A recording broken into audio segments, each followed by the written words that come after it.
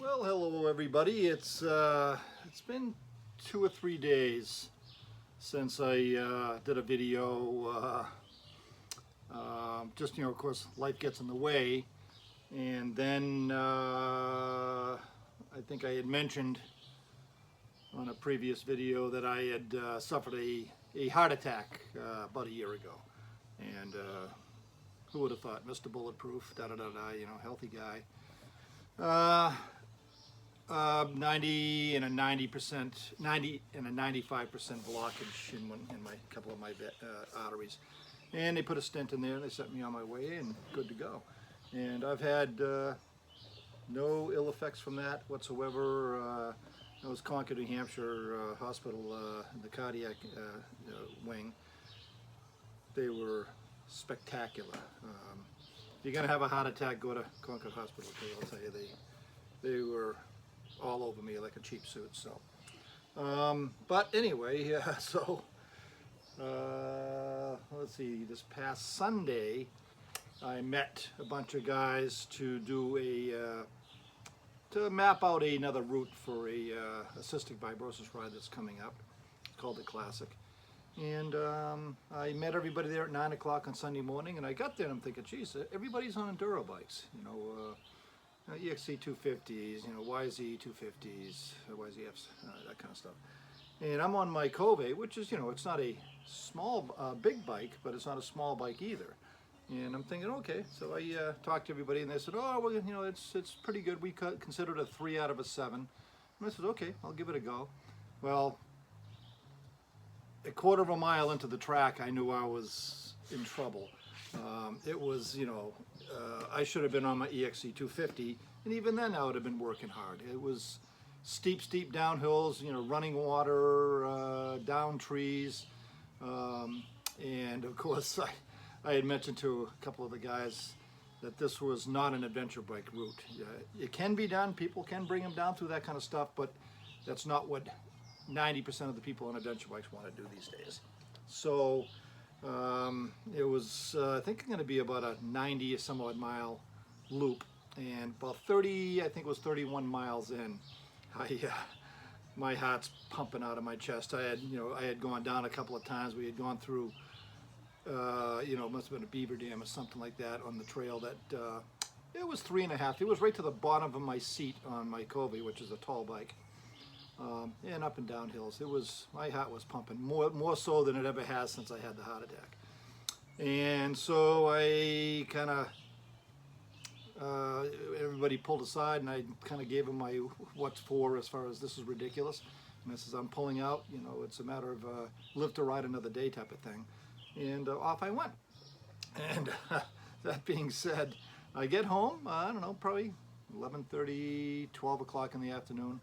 And I'm just feeling kind of goofy feeling, and kind of that sensation you get if you've been on a bike for a long time when you get off for the first, hour or so. You still got that sensation of movement. Well, that's how I felt, but just odd, and I felt very lightheaded.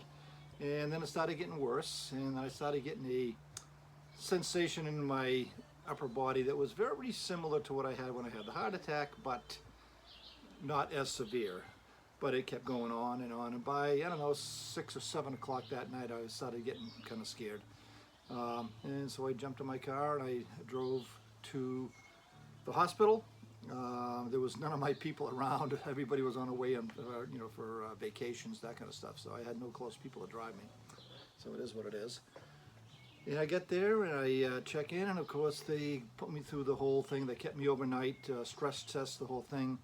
And they, luckily or unluckily, told me that I did not have a heart attack. It was nothing they could find. My heart enzymes and all stuff were well within spec. All that kind of stuff. My stress test went well.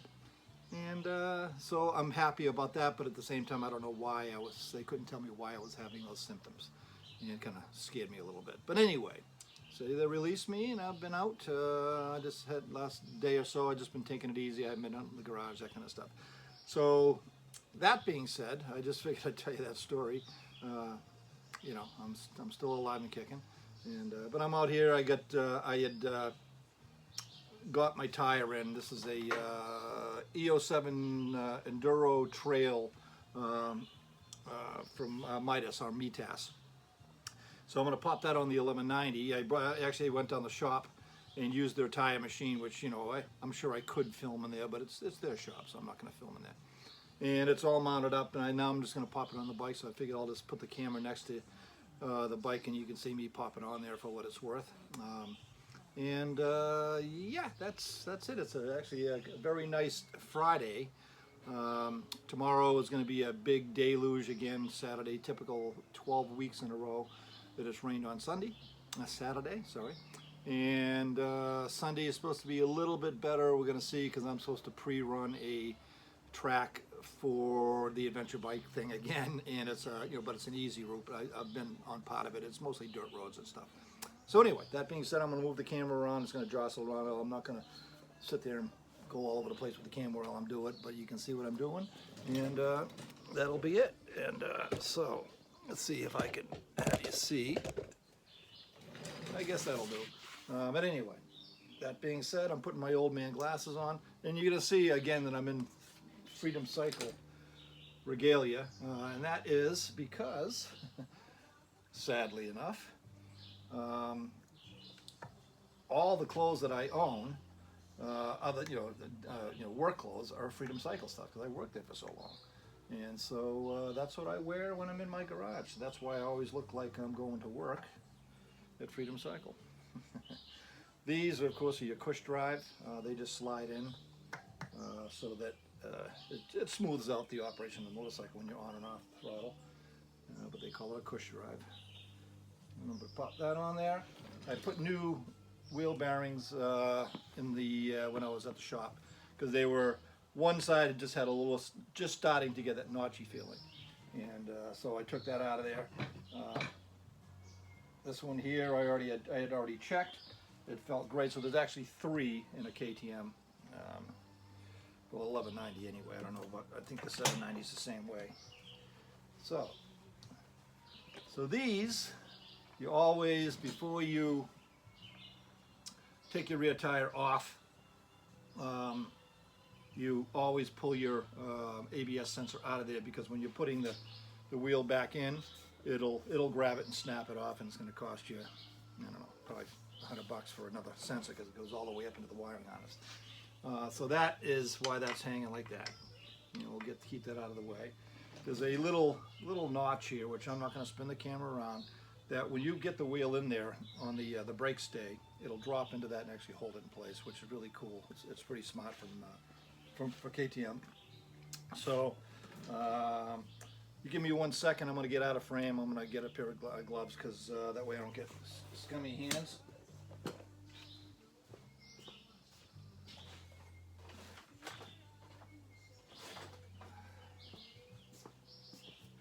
It just makes it easier. And trying to get, dirt is one thing, but axle grease is a pain in the ass to get off your hands. And so yeah, bear with me. Okay, sometimes this falls right in, and other times it does not. So it really all depends. If I'm going to have an easy day putting a tire on a KTM or not. These are your wheel spacers. That's got to go in. The other side doesn't have one, because it's using the chain drive. There we go. I'm past that. Okay. We'll get that to come back. And let's see if I can get it up in there. I gotta bear with me 1 second. I gotta spread my rear brakes. Which, there we go.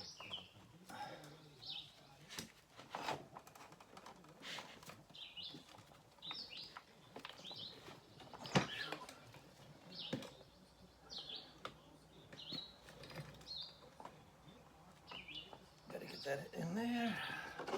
Bear with me. Like I say, sometimes this is wicked easy, and sometimes it's not.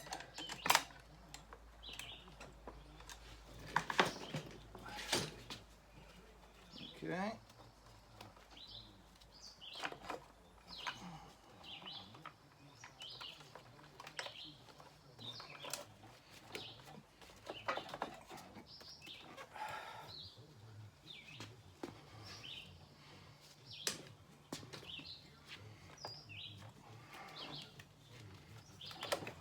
There we go.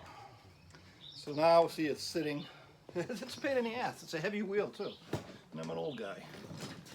So I'm going to get this to come back. And as you can see, my axle's pretty much lined up. I'm just going to get my chain on there.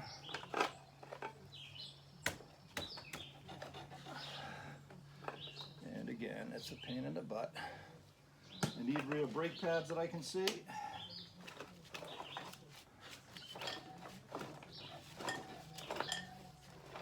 Okay, chain is on.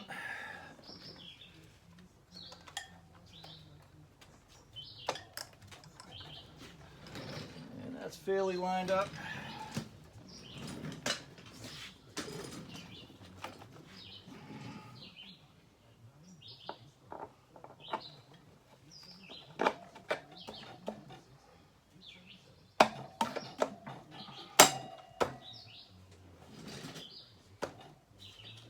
Bear with me, guys. Like I say, this is I'm not a professional filmer for this stuff. And let's see here, what are we hitting? That should be coming through. There she goes, and there she comes.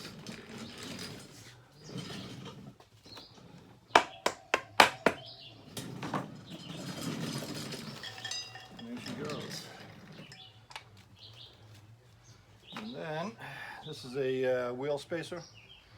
It just sets your spacing of your wheel. Once that's in there, you're good to go. I'm going to pump up my brakes. Okay. This here, the wheel sensor, now that the wheel's in, just give it a little wipey. Put that in, screw, and like I say, it's probably a 1/16 of an inch between the sensor and the wheel, and that is why stay with me.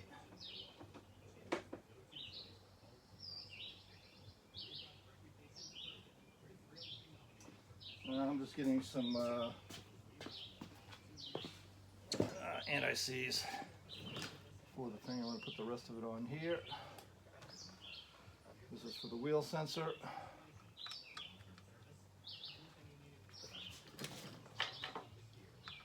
So let's say this is pretty boring, I know, but it's I guess you can only listen to me talk and jabber on for so much. You got to see something, I guess.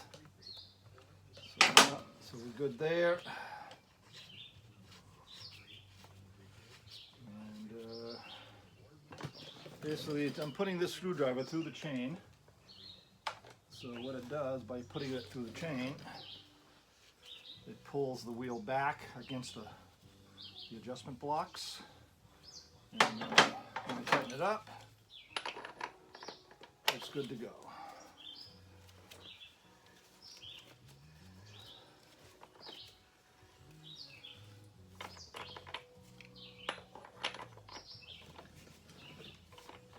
Okay. Yeah, I'm sure there's a lot of guys that do a torque spec for these things, but I've been doing it by hand for so long, you just get a feel how tight it should be. It's not supposed to be freaking, remember you get bearings in there. So there you go. That is very, very interesting. That's put on. So anyway, I'm going to I'm going to take this out. I think I'm going to go out and take a little rip on it. And it's too nice of a day just to be in here. It's going to rain, all day tomorrow, so I might as well get out and have a little bit of a ride. So that is a little update what's been happening with the old guy, Oldie Lox's garage here. Not exactly what I had planned, but I'll be 68 in a couple months. There's a reality to any of you older guys out there watching that this is the way it is. And hopefully any of you younger guys take heed, take care of yourself, that kind of stuff. But don't, the future is inevitable, guys. So anyway, take care.